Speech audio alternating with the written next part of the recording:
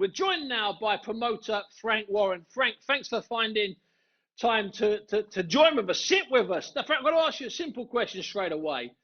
How did it come about, your deal with Carl? How did it come about promoting Carl? What happened was I read in the newspapers that he split with Barry McGuigan, which, as everybody knows, it's common knowledge, became a court case and eventually was settled to Carl's satisfaction. Then, having heard that they were split up, I then contacted him. I rang him direct. I invited him to come over, and he flew over, and him and I went into BT. We met with Steve Norris, who was there at the time, and we talked about what we'd like to do and thrash out a deal, and that's what happened. And was one of the things you wanted to do what Carl wanted since he was a child, a fight at Windsor Park, outdoors, in the sunshine, glorious August day? Was that one of your plans, Frank? Or was that one of Carl's plans? That was one of his plans. He insisted that was part of the deal.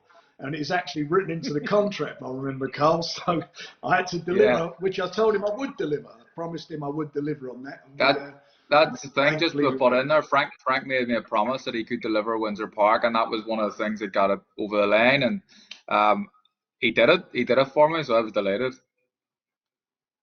There was some night that at Windsor Park. I know the weather, well, I say the weather let us down. It didn't seem to bother anybody except for the broadcast crew that kept getting wet. Everyone else seemed to love every single second of it, Carl. Yeah, do you know what? It probably added to the whole evening and event. It just made it it was a bit like a festival. Like, the rain doesn't affect people when they go to Glastonbury, does it? They all seem to enjoy themselves, and it was a bit similar this time. People just added to the whole thing, and everyone talks about the rain that night still, but they always remember it to be a great night. Well, they were all doing the Gene Kelly, weren't they, at ringside? They were all singing. Yeah. Singing and dancing in an awful lot of rain. But Carl, all jokes aside, what was that like walking out? I mean, it's not just walking out in Belfast, which is special to a Belfast fire. I understand that.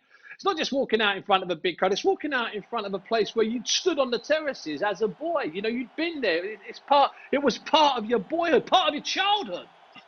It was magic. I remember walking out, and just before I kind of got onto the ramp, Jamie Moore says to me, "Soak this in now.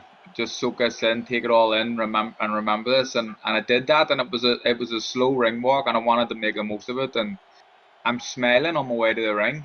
You know, you're normally not smiling. I'm not normally anyway. I'm kind of usually straight faced and ready to fight. But I couldn't stop smiling. I was just delighted that I was doing what I was doing, and obviously the fight worked out well in the end as well. So it was a great night, and one that, you know, I've had many big nights, but it's very close. It's not the top. It's close to the top of the list.